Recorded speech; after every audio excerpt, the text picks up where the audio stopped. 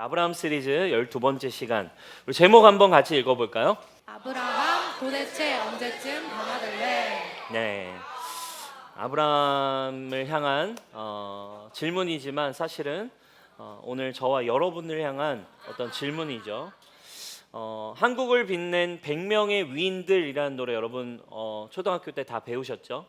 그 위인들 노래를 보면 2절을 시작할 때 신라의 위대한 장국 삼국 통일의 주역인 김유신 장군에 대해서 이렇게 시작합니다. 말목자른 김유신 이렇게 불러요. 김유신 장군 위대한 장군인데 그를 이렇게 서술하는 거죠. 뭐라고? 말목자른, 말목을 잘랐다.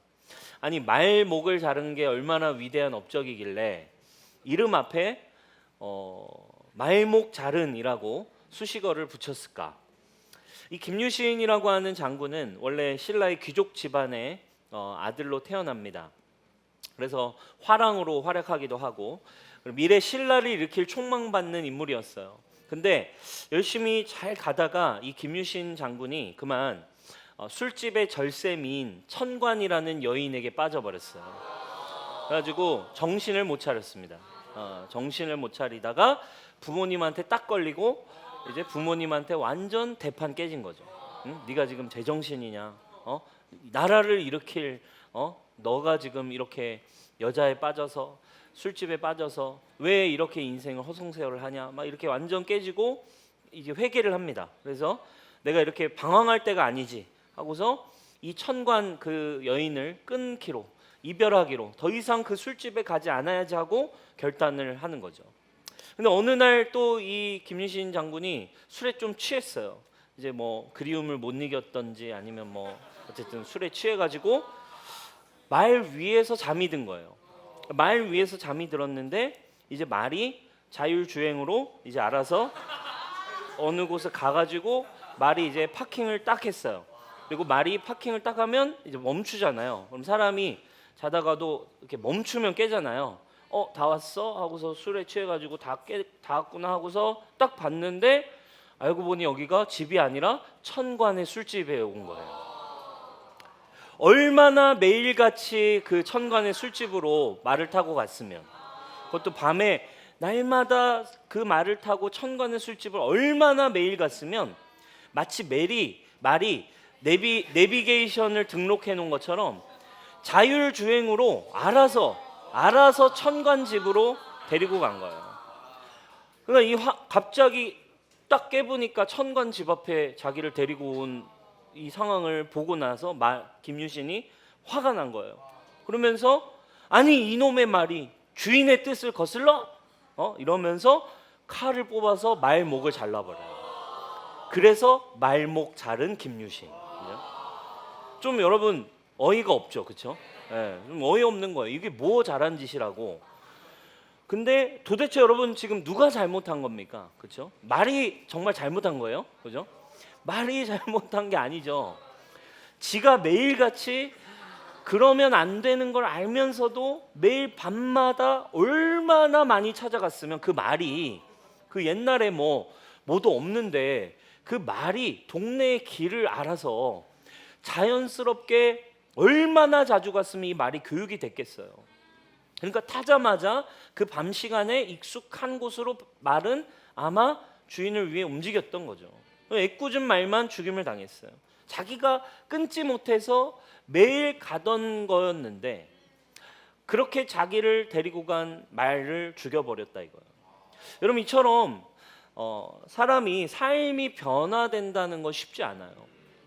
그러니까 김유신 장군이 그 자신의 삶의 올바른 변화를 위한 노력을 했다라는 걸 조금은 미화하고 높이 사서 그런 결단이 있는 사람이라고 얘기하지만 사실은 참 이렇게 변화가 치열하고 어렵습니다. 나는 변화되고 싶지만 나도 모르게 나는 또 똑같은 상황과 환경에 무너지는 나 자신을 많이 봐요. 그것 때문에 사실 내 인생이 곤두박질 친 적도 있고 그 문제 때문에 내가 혼쭐이 난 적도 있고 그게 나의 삶이 치명적인 문제를 일으켰음을 알면서도 또 똑같은 문제에 맨날 넘어지는 나 자신을 발견해요. 그때마다 여러분 우리가 어떻게 해야 되냐 이거죠. 우리가 신앙생활을 할 때도 그런 것 같아요. 정말 이제 하나님 안에 변화를 원하지만 주님의 은혜를 받은 때도 있고 정말 변화를 원하지만 나도 모르게 옛날의 그 습관으로 돌아가 있는 상황들, 나도 모르게 또 똑같은 문제에 이렇게 넘어질 때 우리는 어떻게 하냐 이거예요. 그때마다 말을 죽이고, 그죠? 그때마다 핸드폰을 깨부시고, 그죠? 그때마다 막 컴퓨터를 부시고, 뭐 이것 때문이야 막 이러면서, 그죠? 이놈의 핸드폰이 없어야지 막 이러면서 투지폰으로 막 바꿔버리고, 맨날 이렇게 해결해야만 변화가 가능한 것인가, 그렇죠? 김유신 장군처럼 결국 그거를 막 맨날 죽이고 때리고 탓하고 뭔가 이렇게 막 해야만 결국 변화는 가능하냐 이거예요. 오늘 아브라함도요, 왜 우리가 제목을 이렇게 잡았냐면 이 20장에서 사실은 여전히 변하지 않는, 마치 그냥 복붙을 한 것처럼 그냥 아브라함이 믿음 생활을 시작할 때, 처음 부르심을 받을 때 일어났던 고질적인 자신의 약점을 오늘 20장에서 또 보여주고 있어요. 뭐였습니까? 결정적인 순간 두려움이 찾아올 때 자신의 아내를 누이라고 속이는 어떤 그 치졸함, 그죠? 비겁함, 이 육신적인 연약함을 오늘 아브라함이 마치 이제 하나님과 부르심이 시작된 12장의 내용처럼 20장에 와서 몇십 년이 지났는데 또 똑같은 문제를 일으키고 있는 아브라함을 우리가 맞닥뜨리게 됩니다. 여러분, 아브라함 우리가 지금까지 봤어요. 근데 시간이 많이 지나면서, 얼마나 많은 여정을 지나면서, 어려움들을 넘어서면서 우리가 아브라함이 많이 성장한 것처럼 보여졌습니다.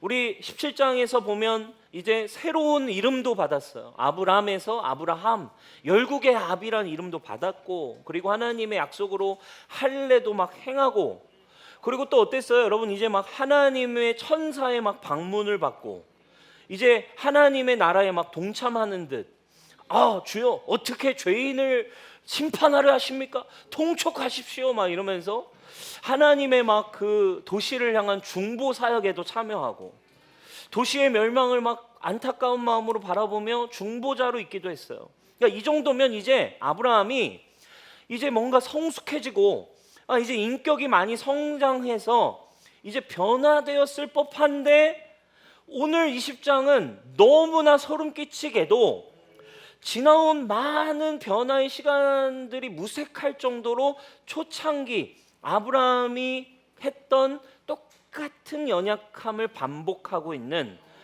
이 아브라함을 보게 되는 거죠. 그러니까 우리가 여기서 이제 진짜 경악을 금치 못하는 거죠. 아브라함 도대체 언제쯤 변화될래?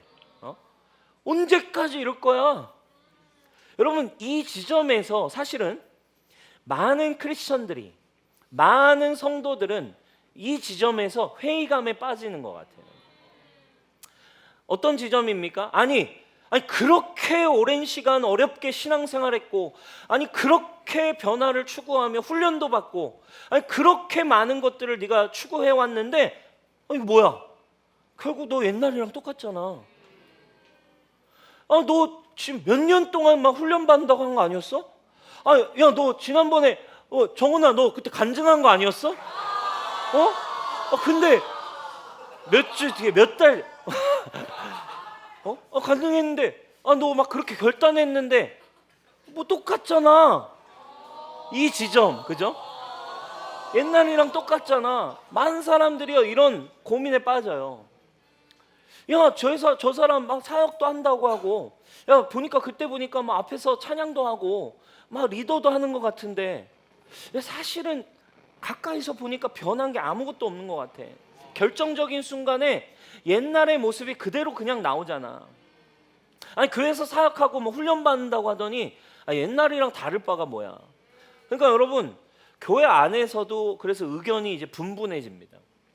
사람은 여러분 변화됩니까 안 됩니까? 라고 질문을 할 때 교회 안에 의견이 이제 분분해져요. 그래도 저희 집회 이렇게 다른 교회 집회들 나가서 뭐 이런 질문 던져보면 젊은이들은 그래도 사람 변합니까? 그러면 사람 변합니다 이렇게 얘기를 해요. 젊은 사람들은. 근데 좀 이제 장년분들 계신데 가서 이제 말씀을 전하고 뭐 이런 질문 던져보면 장년분들은 이제 고개를 이제 내죠. 안 변한다고. 사람은 안 변한다. 왜냐하면 시간이 지나 보니까 다들 은혜는 받았었고 청년 때 열심히 했는데 시간 지나 보니까 40대가 되고 50대가 되고 60대가 돼 보니까 결국 그 사람들 다 똑같더라. 사람 안 변하더라. 우리 남편 안 변하더라. 안 변하더라는 것에 진리처럼 생각하고 살아가는 거예요. 여러분 어떻게 생각하십니까? 여러분 이거를 우리가 어떻게 정의해야 되냐 이거예요. 변화에 대해서. 지금 이 아브라함을 보면서 우리는 어떻게 정의 내려야 되겠습니까, 여러분? 믿음의 삶이라는 거, 그리고 열매 맺는 삶에 대해서, 변화에 대해서 어떻게 정의해야 되겠냐 이거예요. 여러분 자신에 대해서 그러면 어떻게 정의하실 거냐 이거예요.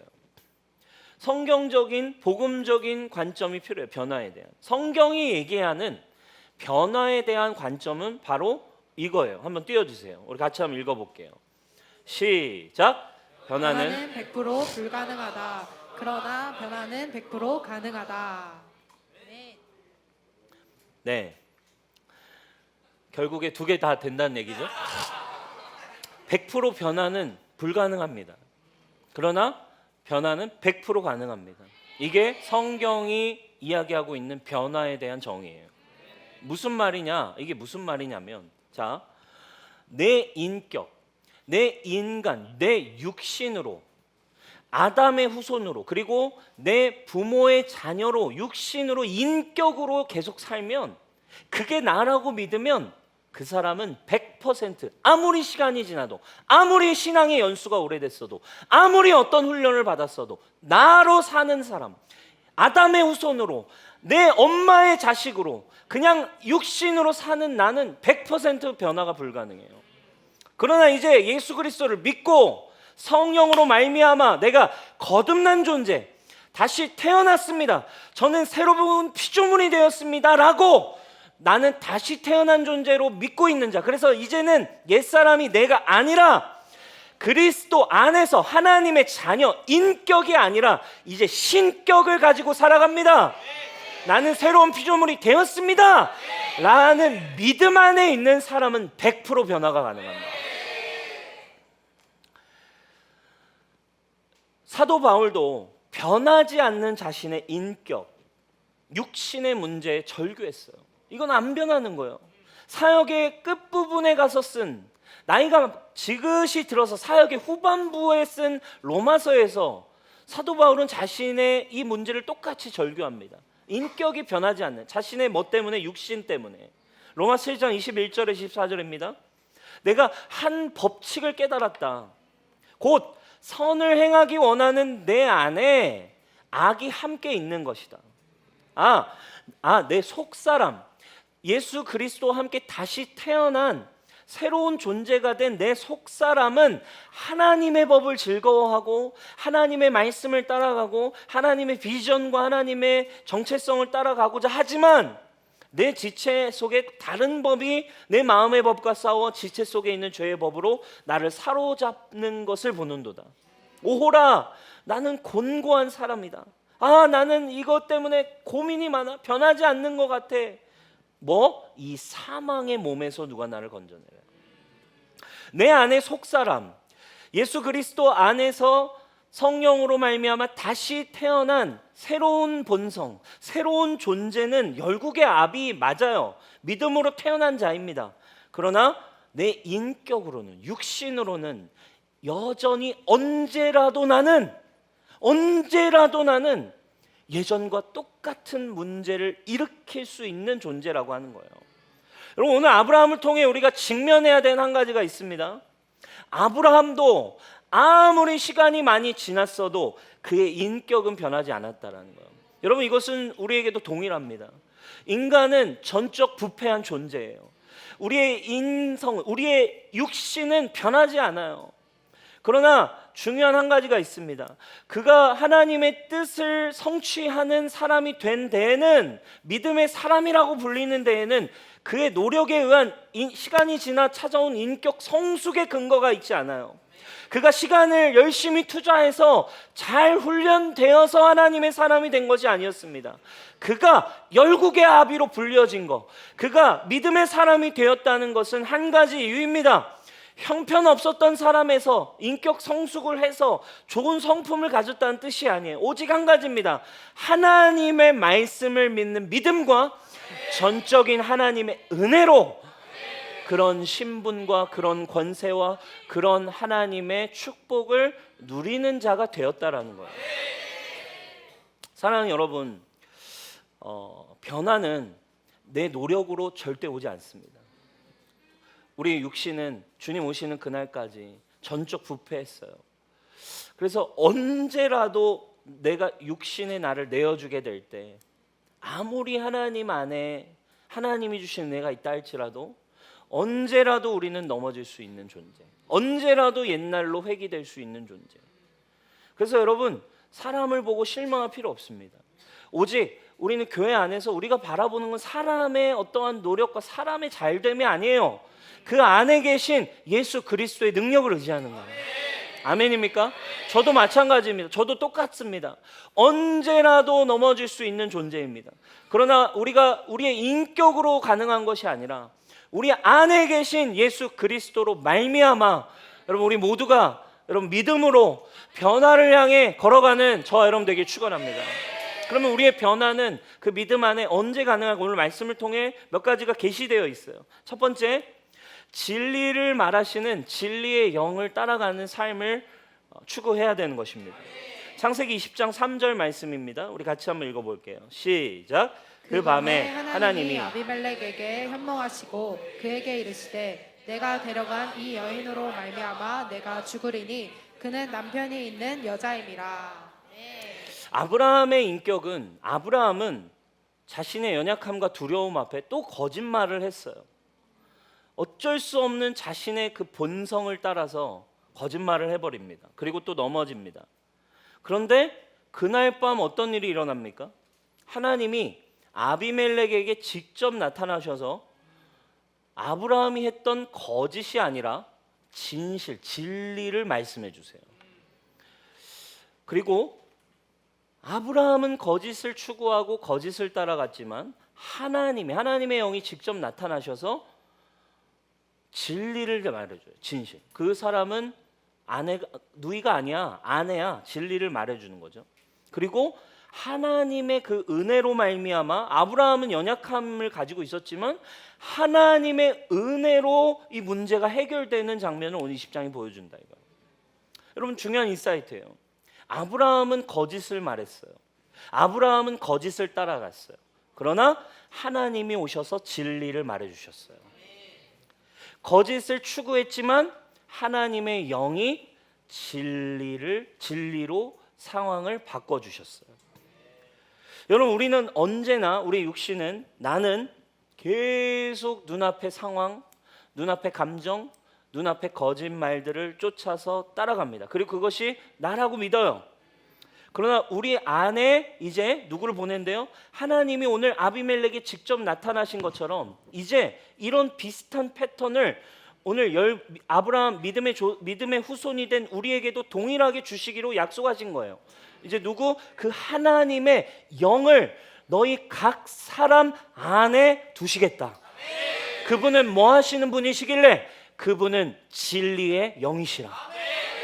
오늘 아브라함이 한 일을 진리로 찾아가셔서 은혜로 그분이 이를 수습하신 것처럼 너의 삶 안에 네가 넘어지고 거짓을 따라갈 수밖에 없는 너의 삶에 진리의 영이 오시면 그분은 네 안에서 날마다 진리로 우리를 인도하실 것이다. 이게 바로 주님이 약속하신, 계획하신 성령에 대한 그림이에요. 예수님이 성령을 소개하십니다. 요한복음 14장 16절. 내가 아버지께 구하겠으니 그가 또 다른 보혜사를 너희에게 주사 영원토록 너희와 함께 있게 하리니 그는 뭐 하시는 분? 진리의 영이시라. 할렐루야. 그래서 그분이 뭐 하시는데, 그 보혜사는 내 이름으로 보내실 성령인데, 그가 너 안에서 너에게 모든 걸 가르치시고 진리를 말하시고, 내가 너에게 말한 모든 예수님에 대한, 예수님의 성품, 예수님의 말씀을 다 생각나게 하시는 거죠. 성령이 그러면 우리 안에서 오셔서 이 거짓으로 살 수밖에 없는, 육신으로 여전히 살 수밖에 없는, 변화를 꿈꾸기가 쉽지 않은 우리 안에 오셔서 성령님이 진리로 자꾸 말씀해 주시고 진리로 우리를 이끌어 가신대요. 그리고 합력하여 은혜로 우리의 삶이 회복되고 더 잘 될 수 있도록, 주님의 약속을 성취하는 자로 이끌 수 있도록 하나님이 진리로 우리를 이끄신대. 그럼 그분이 오셔서 진리의 영이 가르쳐 주신 한 가지가 있죠. 뭐라는 거예요? 내 안에 오셔서 가르쳐 주신 한 가지. 나는, 너는, 그 너는, 너라고 믿고 있는 그 모든 너는, 너의 존재는 예수님이 죽으실 때 십자가에서 이미 함께 죽어 없는 것이다. 그리고 네 안에 너라고 있는 너의 의식, 너의 존재는 누구인가? 바로 이제 예수 그리스도가 네 안에 살고 있는 것이다.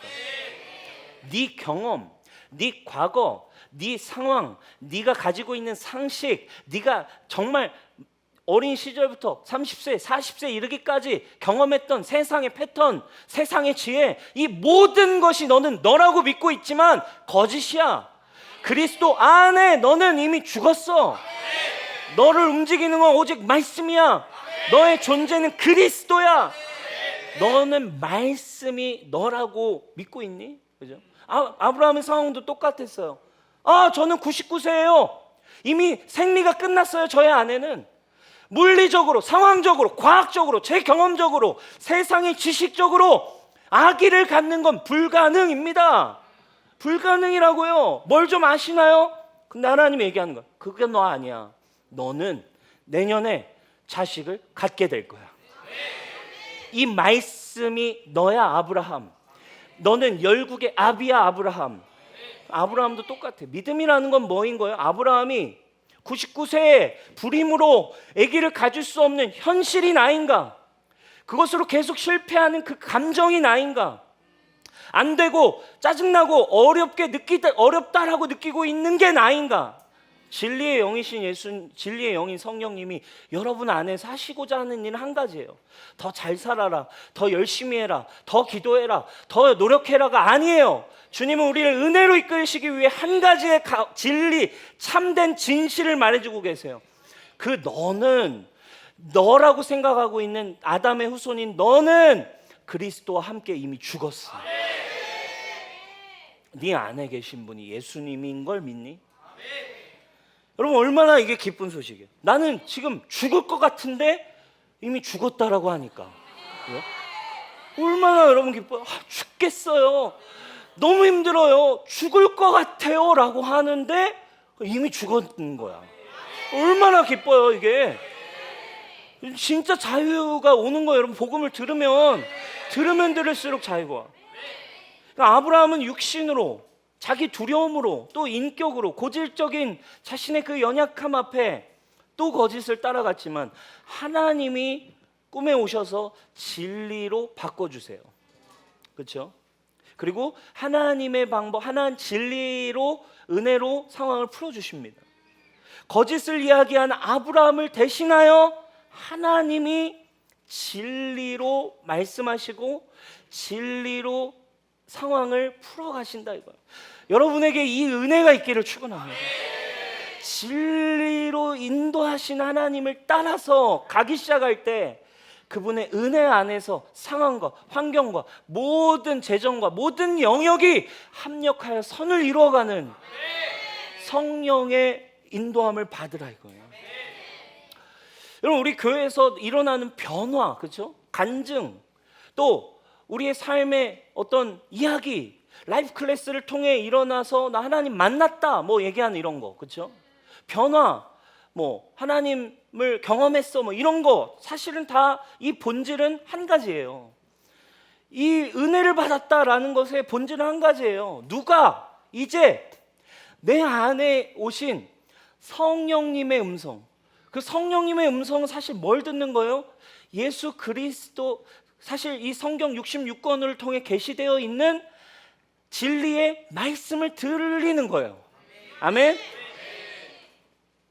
본질은 하나인 거예요. 누가 진리의 음성을 듣고 이제 나라고 믿었던 이 환경, 이 감정, 이 과거, 이 실패감, 이 모든 것이 이제 내가 아니라는 걸, 거짓말이라는 거, 거짓이라는 걸 진짜 깨닫고, 성령으로 말미암아 말씀이 정의하고 있는 그 나가 진짜 나라는 믿음이 성령을 통해 우리 안에 부어질 때 자유해지는 거죠. 그죠? 우리 지난주 2부에 간증했던 우리 주원 형제, 그렇죠? 간증에서 내용은 단순했어요. 계속해서 자신의 정체성, 자신의 환경 속에 찾아온 실패, 그리고 죄, 문제들이, 그 실패의 소리들이 뭐라고 생각한 거예요? 그게 다 나라고 믿었던 거예요. 그죠? 나는 실패했고, 나는 여전히 연약하고, 나는 안 되고, 수많은 소리들이 막 들려오는 거죠. 내 눈에 보여지는 거, 내가 말하는 거, 들려오는 것이 다 그게 진짜 진리라고 믿었기 때문에 죽음을 향해 갈 수밖에 없었고, 문제가 해결되지 않고 더 어려워지고, 진짜 아까 얘기한 것처럼 죽을 것 같다, 죽고 싶다, 차라리 죽는 게 낫겠다. 그리고는 지난주 간증했죠. 병원에서 받아온 약을 그냥 다 털어놓고 깨보니 병원에 3일 뒤에 깨어났대요. 그런데 라이프 클래스를 왔어요. 엔카운터를 갔어요. 함께 시간을 보내면서 행한 일이 무엇입니까? 어떤 그 변화의 본질의 핵심은 그거죠. 주원 형제가 이제 라이프 클래스를 듣고 엔카운터를 가서 그 안에 계신 성령께서 이제 말씀으로 말하기 시작하시는 거예요. 진짜가 뭔 줄 알아? 그거 거짓말이고 내가 말하는 게 진짜야라는 성령님의 진리의 음성, 진리의 영 앞에 반응하기 시작했고, 그 말씀을 들을 때 내 영이 깨어나기 시작했죠. 진리를 말할 때 아니야, 그거 주원아 네가 아니야, 너는 이미 죽었어, 너는 이미 자유한 거야, 죽을 것 같은 게 아니라 너는 이미 그리스도 안에 죽어서 없어, 그거는 네가 아니야. 그리고 그 진리를 자기가 붙들고 선포하기 시작할 때 뭐라고 얘기했어요? 그냥 그 순간, 그 십몇 년을 고통받아왔던 정신질환에서 한순간에 자유해진 줄 믿습니다. 할렐루야. 그죠? 변화의 본질은, 핵심은 한 가지예요. 난 잘 안 돼, 난 잘 안 변해. 누가 진짜 내 안에 계신 성령님이 내 안에 계시다 믿고 진리의 영이 말하고 계신 진리를 믿는 문제예요. 그죠? 제가 오늘 예배 시작 전에 우리 주원 형제는 그래서 물어봤어요. 일주일 또 지났는데 잘 지내고 있어? 그랬더니 너무 좋대요. 그죠? 진리를 듣고 있는 거죠. 근데 여러분, 중요한 건 근데 똑같아요. 간증했고 이렇게 지금 또 좋지만 또 공격이 찾아오겠죠. 왜? 육신을 통해 여전히 또 사단은 진짜 거짓말의 상황을 계속 또 나타내겠죠. 하나도 변하지 않았던 것 같은 상황과 또 고질적인 상황에 맞닥뜨릴 겁니다. 전투를 치를 거예요. 그럼 그때 또 선택의 문제인 거예요. 우리 주원 형제가 또 누구라도 막 주님의 은혜를 누렸지만 또 완전 막 죽을 것 같은 감정, 또 우울감, 또 상황, 이건 누구나 마찬가지 아닙니까? 하나 열방을 다 회복할 것 같았다가도 그냥 조그만한 상황과 사역의 상황 가운데 어려워지면 또 여전히 고질적인 문제를 선택해버리는 그런 문제. 마찬가지예요. 변화에 대한 믿음, 또다시 언제라도 어려워질 수 있지만 믿음을 가지고 진리를 따라가는 저와 여러분 될 수 있게 축원합니다. 아멘입니까? 핵심은 단 한 가지예요. 뭔가 더 열심을 내서 하는 게 문제가 아니라 내 안에 계신 여러분 진리의 영을 따라갈 수 있기를 축원합니다. 이제 진리를 말하시고 진리를 따라가시는 성령님과 함께 내 안에 계신 예수님을 진리를 따라간 뒤에 그 다음 이제 우리가 해야 될 영역이 뭐가 있을까요? 두 번째는 이제 그 영의 생각으로 상황을 통제하는 것까지 가야 됩니다. 20장 1절 말씀 같이 읽어볼게요. 시작. 아브라함이 거기서 네겝의 땅으로 옮겨가 가데스와 술 사이 그랄에 거류하며. 자, 아브라함이 창세기 12장에서 처음에 사라를 누이라고 거짓말했던 사건도 애초에 하나님이 머물라고 했던 땅에 기근이 찾아왔어요. 그래도 머무르고 믿음으로 갔어야 했지만 기근을 피해 애굽 땅으로 이주했던 게 문제였어요. 오늘 똑같은 상황에 직면했습니다. 또 똑같은 문제에 넘어진 이유도 사실은 헤브론을 떠나서 그랄 땅이라고 하는 땅으로 이주한 게 문제였어요. 왜 그랬을까요? 여러 가지 삶의 상황과 환경 때문에 이주했겠지만 아브라함은 뭘 알고 있었냐면 그 그랄 땅에는 하나님을 두려워하지 않는, 그리고 음란하고 폭력적인 사람들이 많이 살고 있는 동네라는 걸 알고 있었어요. 20장 11절입니다. 우리 같이 읽어볼게요. 시작. 아브라함이 이르되 이곳에서는 하나님을 두려워함이 없으니 내 아내로 말미암아 사람들이 나를 죽일까 생각하였으며. 뭘 말해줍니까? 그 그랄 땅에 가면 넘어질 걸 알고 있었어요. 그랄 땅에 가면 사람들이 정욕대로 살고, 그래서 예쁜 여자 있으면 빼앗고 하나님을 경외하는 사람들이 아니어서 거기 가면 내가 뻔하게 육신에 속고 또 욕심 때문에 넘어질 걸 알고 있었어요. 알고 있었지만 그곳에 간 것이 문제의 시작이었습니다.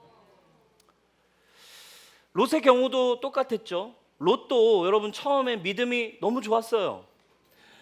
본토 친척 아비를 떠나라는 이 믿음의 결단을 롯도 함께 같이 해서 모든 걸 버리고 아브라함과 함께 믿음의 여정을 출발했단 말이에요.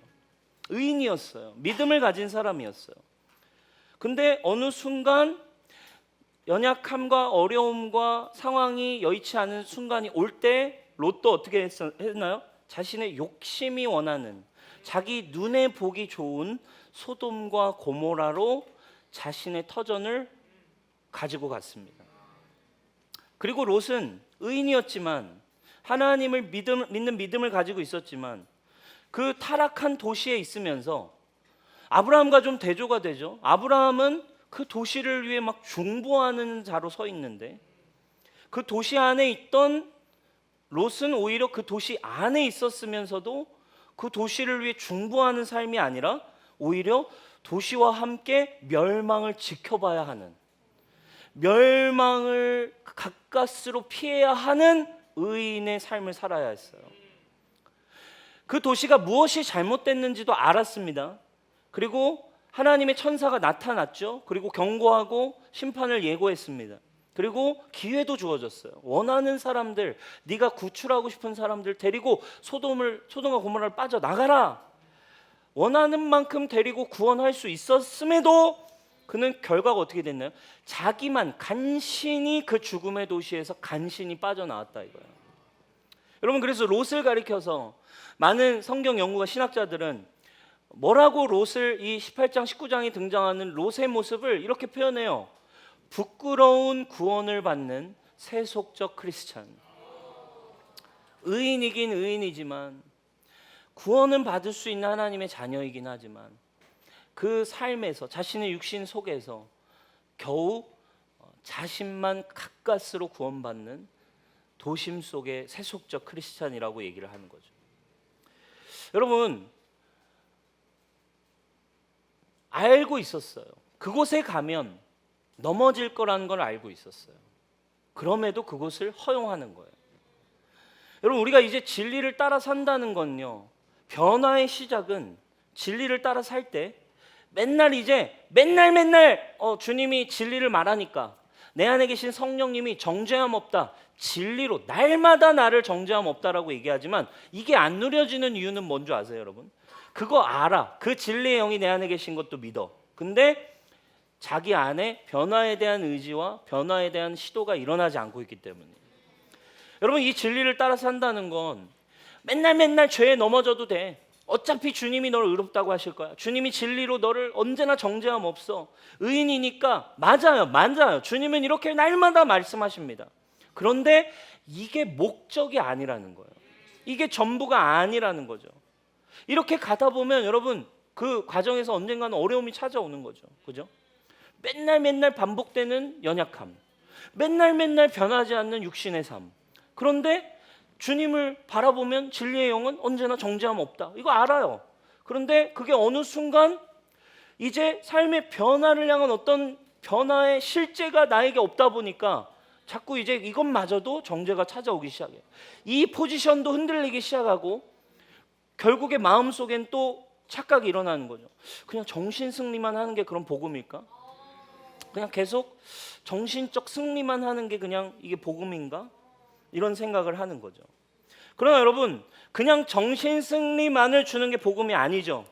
처음에는 선포밖에 할 수 없어 보일 수 있어요.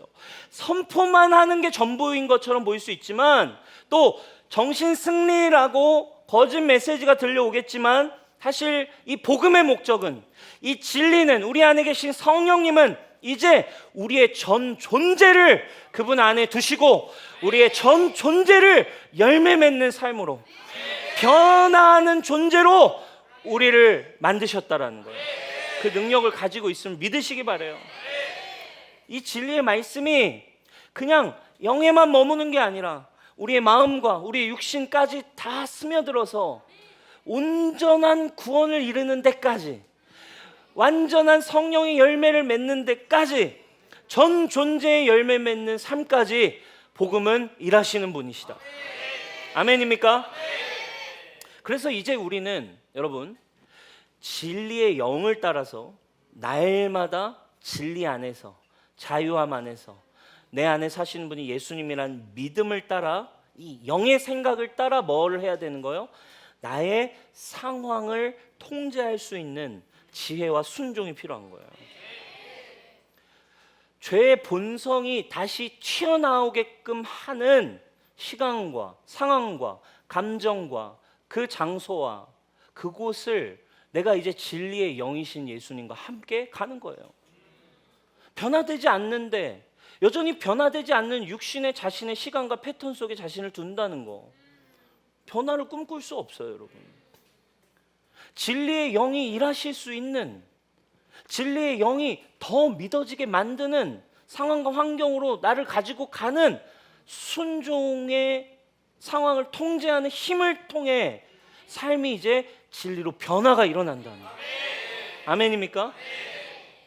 제가 예수님을 인격적으로 좀 만나고 막 이렇게, 제가 모태신앙이기 때문에 제 안에 믿음은 있었어요. 그러니까 그 모태신앙들의 특징이 있잖아요, 그죠? 예수님이 계신 건 당연히 알아, 그죠? 예수님이 계시지만 다 드리긴 좀 그래, 그죠? 이 싸움을 하는 그 상황에서 제 안에 이제 전적인 막 어떤 하나님의 은혜가 부어져서 제가 이제 하나님을 나의 인생의 주인으로 모시고 인격적으로 주님의 나라를 위해 살아야겠다 결단했던 때가 이제 23살이었어요. 그리고 이제 진짜 좀 이제 열정으로, 야, 이제 나도 주님의 나라를 위해 살아야겠다. 그래가지고 이제 신학교도 가고 막 사역도 하고, 그리고 교회에서 이제 찬양팀도 하고 교회에서 막 리더도 하고 이렇게 삶을 바꾸기 시작했습니다. 근데 제가 하나님을 향해 막 달려가고 믿음으로 가고 싶은데 이상하게 자꾸만 너무 반복적으로 넘어지는 포인트가 있었어요. 왜 이 포인트에 나는 계속 넘어질까? 왜 나는 변하지 않은 사람처럼 이렇게 이 영역에 행동할까?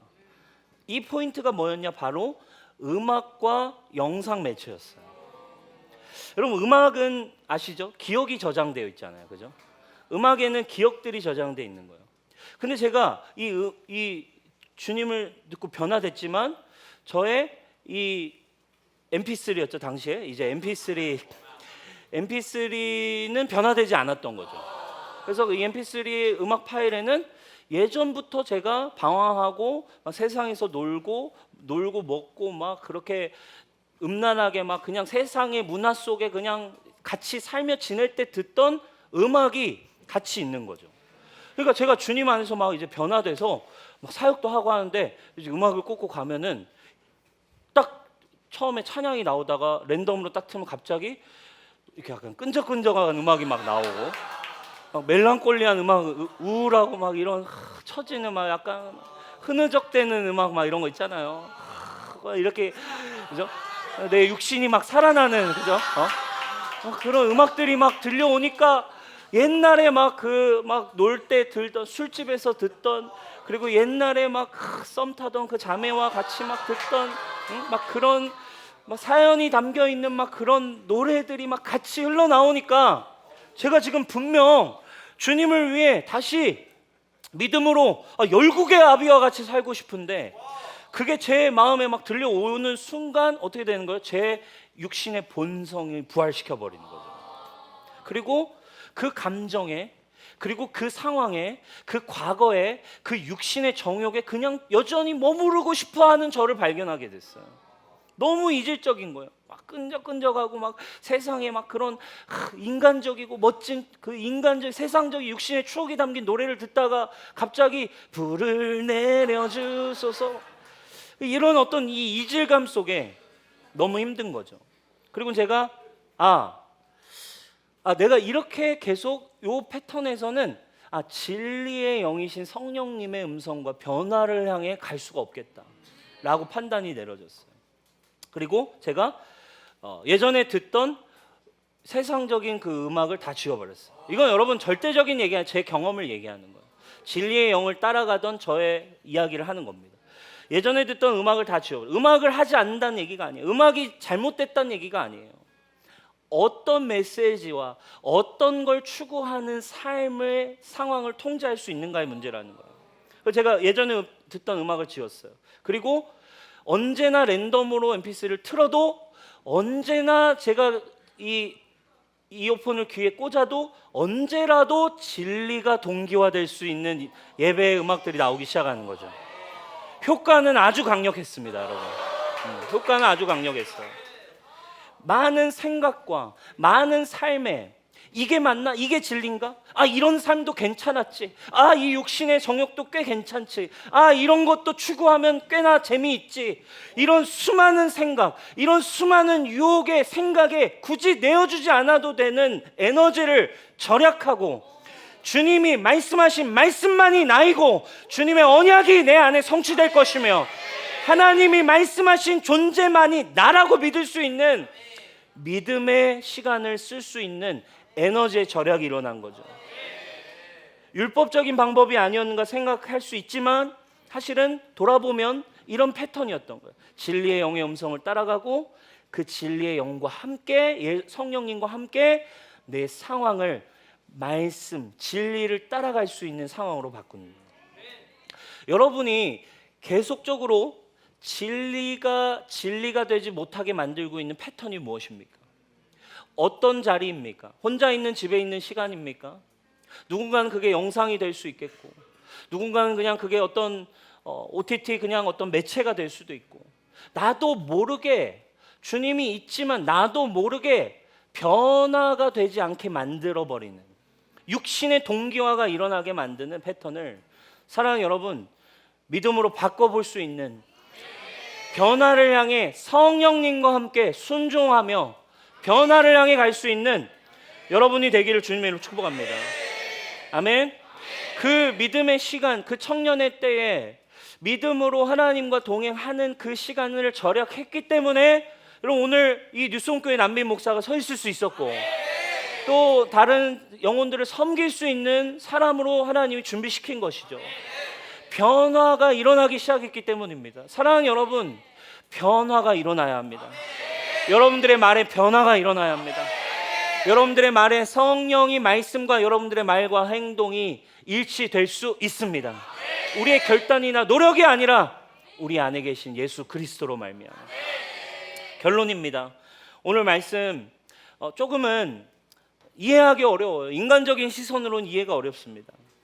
오늘 아브라함의 모습은 그냥 우리가 인간적으로 보면 여전히 그래 거봐 안 변해 사람은 야 위대한 사역자라고 해서 뭐 다를 것 같아? 그냥 믿음을 가졌다 해서 사람 결국 다 똑같아. 정죄와 판단의 시선으로 볼 수 있는 본문이에요. 언제쯤 변할래? 야 결국 이게 참담하다. 뭐냐? 결국 복음이 뭐냐? 라는 의문이 터져 나오는 본문일 수 있어요. 이 연약함 가운데에도 여러분 오늘 본문의 흐름은 어떻게 끝납니까? 그가 벌 받는 걸로 끝나지가 않아요. 그는 오히려 오늘 20장 읽어보셨죠? 오히려 더 많은 선물을 받고 오히려 더 많은 축복을 받고 나오는 것을 볼 수 있습니다. 그리고 그랄 지역의 비옥한 땅 중 원하는 곳은 어디든 살라는 특혜도 받아요. 여러분 이게 바로 우리에게 주기 원하시는 은혜의 그림을 보여주고 있다는 거예요. 이제 그리스도 안에 거주하는 자들, 진리가 무엇인지를 분명히 은혜 안에서 발견한 자들, 내가 그리스도 안에 있기 때문에 내 연약함과 관계없이 나는 그리스도 안에서 정죄함이 없고 나는 여전히 하나님의 자녀이며 불임의 상황이지만 하나님은 나를 통해 열매를 맺으실 것이며 눈에 보이는 환경으로는 아기를 낳을 수 있는 일이 없지만 내 재정의 상황, 내 눈의 감정의 상황은 여전히 나는 연약해서 무너지기가 일쑤지만 그럼에도 진리의 영은 뭐라고 말하는가에 믿음으로 반응하는 자들, 그들이 누리는 은혜와 축복의 특권을 오늘 우리에게 말씀하고 계신 거예요. 우리는 이를 저지르고 우리의 힘으로 수습이 불가능합니다.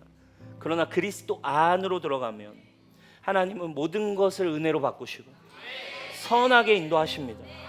그리고 그 상태에 머무는 게 아니라 이전보다 더 큰 축복의 삶으로 이끌어 가시죠. 이게 바로 여러분 은혜의 역설입니다. 마지막 20장 17절을 보면 그 연약한 아브라함이 심지어 기도를 시작하자 아비멜렉의 아내와 여종들의 불임이 치유되는 치유의 역사도 일어나요. 여러분 이것을 믿음으로 받으시길 바랍니다. 우리의 어떠함과 관계없이 우리 안에 계신 예수의 믿음으로 여러분 우리가 치유의 선포를 할 때, 예수의 이름으로 치유를 우리도 선포할 때, 여러분 우리 엔카운터에서 너무 많은 치유를 경험했어요. 종양이 사라지는 치유를 경험했고 뼈가 다시 온전해지는 치유를 경험했고 그 순간에 일어난 일이죠. 이게 바로 주님이 자녀에게 주시는 은혜의 역설입니다. 요한복음 14장 14절 우리에게 분명히 얘기하셨죠. 내 이름으로 무엇이든지 내게 구하면 내가 행하리라. 아브라함은 이렇게 연약함 속에서도 그들을 위해 기도할 때 그곳에 불임이 떠나가는 치유의 역사가 일어났대요. 내 능력이 아니에요. 내 도덕성으로 치유가 일어나는 게 아니에요. 내 어떤 인성의 변화의 어떤 수준에 쌓여진 걸로 검증시키는 게 아닙니다. 진리가 뭘 얘기하는가를 어떻게 믿느냐의 문제입니다. 내 이름으로 구하면 내가 행하리라. 누가 내 이름으로 구하는 거예요? 내 안에 이제 예수님이 계심을 믿는 자들. 그분은 이제 내 안에 계신 예수의 이름으로 대언할 때 누가 일한대요? 내 안에 계신 예수님이 일하시는 것입니다. 여러분 이 특권, 이 자녀의 권세, 이 그리스도 안에 있는 자들의 믿음을 그럼 날마다 사용해가면서 하나님의 통치 안으로 들어가시는 은혜가 있기를 축원합니다. 예수의 이름을 사용을 시작하시기를 바라요. 믿는 자들에게 이런 일이 따르겠다고 말씀하십니다. 마가복음 16장 믿는 자들에겐 이런 표적이 일어날 것이다. 뭐한 자에게, 열심을 다한 자, 성실한 자에게, 차곡차곡 문제를 안 일으키고 잘 주님을 따라간 자에게 아닙니다. 뭐한 자? 믿는 자들에게. 곧 그들이 뭘로? 내 이름으로. 할렐루야. 내 안에 계신 예수의 이름으로. 여러분 기도 지금 다 뭘로 하고 계세요? 뭘로 마무리합니까? 예수님의 이름으로 기도합니다. 아멘. 주문이 아니라고요. 부적이 아니라고요. 뭘 믿는 자들의 기도입니까? 내 안에 계신 예수의 이름으로 기도했습니다. 할렐루야. 내 이름으로 귀신도 쫓아내고 새 방언을 말하고 뱀을 집어올리며 무슨 독을 마실지라도 해를 받지 아니하며 병든 사람에게 손을 얹은 즉 나으리라 하시더라. 이게 여러분 하나님의 자녀들에게 주신 은혜와 권세의 축복입니다. 하나님은 하나님의 자녀들에게 축복을 약속하셨어요. 믿음이 뭐냐 이거예요. 여러분들의 인격을 여러분이 믿음이라고 살면 이거 다 여러분께 아닙니다. 거짓을 추구하고 여러분들의 잘난 여러분들의 지식, 잘난 여러분들의 신앙적 경험, 잘난 여러분들의 교리, 이거 믿으면서 가는 게 여러분이고 신앙이라고 믿는다면 여러분은 주님에게 10원 한 장 받았을 수 없을 거예요. 여러분들의 삶의 변화는 꿈을 꿀 수도 없을 거예요. 변화되지 않은 모습을 감추려고 여러분들은 페인트만 더 칠할 뿐입니다. 바리새인이 될 뿐이라 이거예요. 변화는 오직 믿음에 있습니다. 그 누구라도 나는 연약하고 부패하였지만 예수 그리스도를 믿는 순간 나는 그리스도와 함께 죽었고 내 안에 예수님이 계신다.